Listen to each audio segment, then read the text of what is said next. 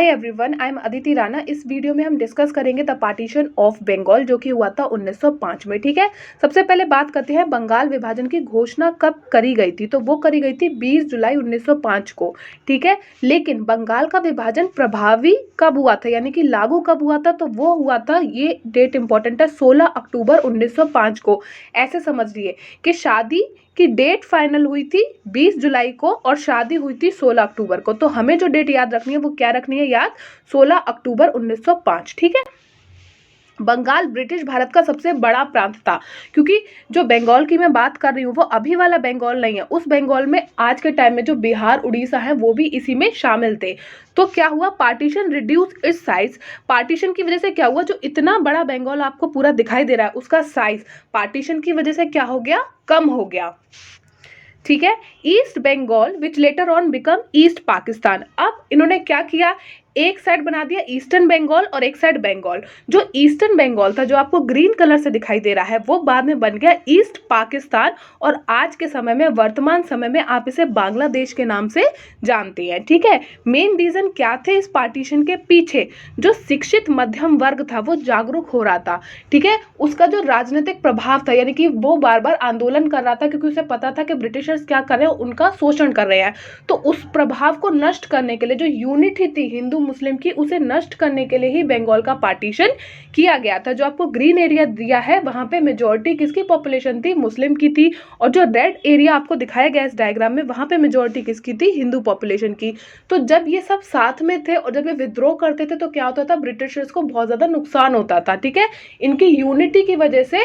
तो इसलिए ब्रिटिशर्स ने सोचा हम इस यूनिटी को तोड़ते हैं, हम बंगाल का विभाजन करते हैं। ठीक है, तो मेन रीजन यही था कि ये लोगों का जो रिवोल्ट होता था उसे दबाने के लिए, हिंदू मुस्लिम को अलग करने के लिए विभाजन हुआ था। इंपॉर्टेंट चीज क्या है कि उस समय लेफ्टिनेंट गवर्नर कौन थे बंगाल के, जब उसका पार्टीशन हुआ था।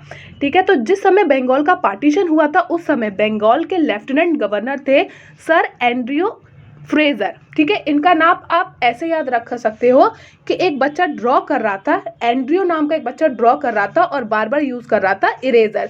इससे आपको याद हो जाएगा और MCQ यानी कि ऑब्जेक्टिव क्वेश्चन में आप टिक कराओगे कि लेफ्टिनेंट गवर्नर कौन था बंगाल के पार्टीशन के टाइम बंगाल का, तो वो थे सर एंड्रयू फ्रेजर। ठीक है, हमने इरेजर वर्ड से कंबाइन करके याद कर लिया। नेक्स्ट क्वेश्चन है, the lieutenant governor of Bengal at the time of partition of Bengal was. Bengal के विभाजन के समय बंगाल के लेफ्टिनेंट गवर्नर कौन थे, अब आपको याद है, सर एंड्रयू फ्रेजर। ठीक है, next, for which movement Vande Mataram was adopted as a slogan for the first time. किस आंदोलन के लिए प्रथम बार वंदे मातरम के नारे को अपनाया गया। जब पार्टीशन हो रहा था बंगाल का 1905 में, तो क्या लोग बार बार नारे लगाते थे, वंदे मातरम वंदे मातरम। तो सबसे पहले इस नारे को कब यूज किया गया, पार्टीशन ऑफ बंगाल के विरोध में। ठीक है, एक्चुअल रीजन तो सभी को पता था कि हिंदू मुस्लिम की यूनिटी को तोड़ने के लिए बंगाल का पार्टीशन किया गया, लेकिन सरकार ने क्या एक्सक्यूज दिया कि हम एडमिनिस्ट्रेटिव कन्वीनियंस, यानी कि हमें प्रशासन करने में सुविधा हो, इसलिए हम इसके दो हिस्से कर रहे हैं क्योंकि इतनी बड़ा प्रांत है कि हमें दिक्कत हो रही है। ठीक है, लेकिन रियल रीजन सबको पता था कि वो हिंदू मुस्लिमों को विभाजित करना चाहते थे। ठीक, जो नरम दल और गरम दल थे कांग्रेस में, उन दोनों ने ही इसका विरोध किया कि बंगाल का पार्टीशन नहीं होना चाहिए। 16 अक्टूबर 1905 को रक्षाबंधन डे के रूप में मनाया गया है, जहां हिंदुओं और मुस्लिमों ने एकजुटता दिखाने के लिए एक दूसरे को राखी बांधी। तो हुआ क्या, 16 अक्टूबर 1905 वो इंपॉर्टेंट तारीख है जिस दिन बंगाल का पार्टीशन प्रभावी हुआ। लेकिन इस दिन को क्या किया, रक्षाबंधन बनाया गया और हिंदुओं ने मुस्लिमों को और मुस्लिमों ने हिंदुओं को राखी बांध के ये बताया कि हम सब साथ में हैं। The partition started boycott and स्वदेशी मूवमेंट। जब ये पार्टीशन हुआ बंगाल का, तो इसकी वजह से जो जनता थी इतनी आक्रोशित हो गई कि उन्होंने बहिष्कार करना शुरू कर दिया फॉरेन गुड्स का, जो विदेशी चीजें हैं उनका बहिष्कार करना शुरू कर दिया, उन्हें बॉयकॉट करना शुरू कर दिया और स्वदेशी मूवमेंट स्टार्ट कर दिया। स्वदेशी का मतलब है अपने देश में बनी हुई चीजों का ही हम यूज करेंगे। ठीक है, रविन्द्रनाथ टैगोर ने इस अवसर पर राष्ट्रीय गीत अमार सोनार बांग्ला की रचना की, जो बाद में पाकिस्तान से आज़ादी के बाद वर्ष 1971 में बांग्लादेश का नेशनल एंथम यानी कि राष्ट्रगान बन गया। तो इस समय ये इंपॉर्टेंट एक चीज है कि जो रविन्द्रनाथ टैगोर हैं, इसी अवसर पे दुखी होके बंगाल के पार्टीशन से उन्होंने एक रचना की, एक राष्ट्रीय गीत लिखा अमार सोनार बांग्ला। ठीक है, और ये जो रचना है पाकिस्तान से आज़ादी के बाद बांग्लादेश में 1971 में इसे क्या बना दिया गया, राष्ट्रगान बना दिया गया, नेशनल एंथम बना दिया गया। तो ये पूछा जाता है कि अमार सुनार बंगला किसने लिखी है, तो रविन्द्रनाथ टैगोर ने लिखी है। और ये कहाँ की नेशनल एंथम है, बांग्लादेश की। नेक्स्ट बात करते हैं स्वदेशी आंदोलन की। 1905 से 1908 के बीच में जो चला, जो कांग्रेस का बनारस सत्र था, यानी कि 1905 में जब बंगाल का विभाजन हुआ तो जो सत्र कांग्रेस ने बुलाया, ठीक है, बनारस में, वहां पे स्वदेशी का आह्वान किया गया कि हमें अब विदेशी चीजों को नहीं यूज करना, हम वही चीज यूज करेंगे जो हमारे देश में बनी हुई है। इस साल यानी कि 1905 में जब बनारस का सत्र आया कांग्रेस का, तो इसकी अध्यक्षता किसने की, गोपाल कृष्ण गोखले ने, ठीक है। 7 अगस्त 1905 को कांग्रेस द्वारा विदेशी वस्तुओं के बॉयकॉट के लिए एक संकल्प लिया गया। 7 अगस्त 1905 को लोगों ने क्या किया, कांग्रेस ने शपथ दिलवाई, लोगों को संकल्प दिलवाया कि हम विदेशी चीजों को बॉयकॉट करेंगे, उनका बहिष्कार करेंगे और सिर्फ ऐसी चीजों का इस्तेमाल करेंगे जो स्वदेशी हैं।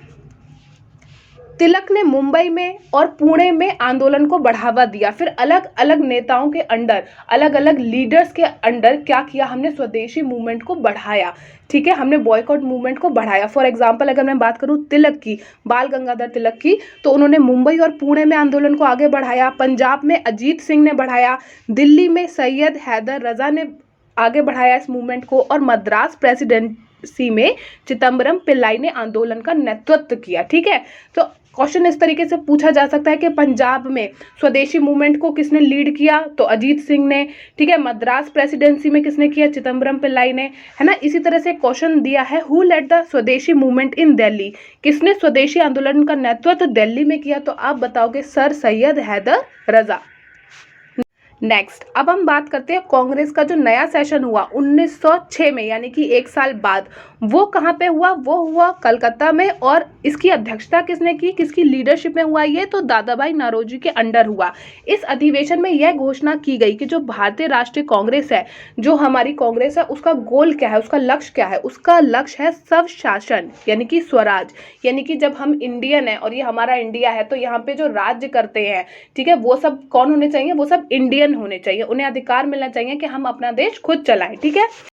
This movement is known as Vande Mataram movement in deltaic Andhra Pradesh. जो आंध्र प्रदेश है, ये आपको इमेज दे रखी है, इंडिया का जो आंध्र प्रदेश है, ठीक है ना, वहां पे इसे वंदे मातरम मूवमेंट के नाम से जाना जाता था, क्योंकि उस समय सब लोग नारा क्या देते थे, वंदे मातरम, ठीक है। और वो क्या डिमांड कर रहे थे, स्वराज की डिमांड कर रहे थे कि इंडिया को इंडिया के लोग ही चलाएं, ठीक है। नेक्स्ट बात करते हैं, नेशनल एजुकेशनल इंस्टीट्यूशन वर ओपन्ड बाय नेशनलिस्ट। अब राष्ट्रवादियों ने क्या कहा कि जब हम विदेशी चीजों का बॉयकॉट कर रहे हैं, हम कह रहे हैं स्वदेशी अपनाओ, तो फिर बच्चों के लिए जो स्कूल है वो भी इंग्लिश स्कूल नहीं चलेंगे, हमें स्कूल खोलने पड़ेंगे, ठीक है। तो on 15 August 1906 a national council of education, राष्ट्रीय शिक्षा परिषद का गठन किया गया, स्थापना की गई और एक नेशनल कॉलेज खोला गया, और अरविंदो घोष जो थे वो उसके प्रिंसिपल बने। और ये नेशनल कॉलेज कहाँ पे खोला गया, ये खोला गया कलकत्ता में, ठीक है। तो क्वेश्चन पूछा जाएगा, in the contest of the Indian freedom struggle 16 October 1905 is well known for. भारतीय स्वतंत्रता संग्राम के संदर्भ में 16 अक्टूबर 1905 किसके लिए प्रसिद्ध है, तो आप बताओगे partition of Bengal took effect. इस समय क्या हुआ था, बंगाल का विभाजन प्रभावी हुआ था, इसलिए ये डेट बहुत ज्यादा इंपॉर्टेंट है। नेक्स्ट बात करेंगे, स्वदेशी movement started in India during dash. स्वदेशी आंदोलन भारत में किसके दौरान शुरू हुआ था, तो आप बताओगे बंगाल विभाजन के विरोध में स्वदेशी मूवमेंट स्टार्ट हुआ था। इस वीडियो में इतना ही, अंत तक देखने के लिए शुक्रिया।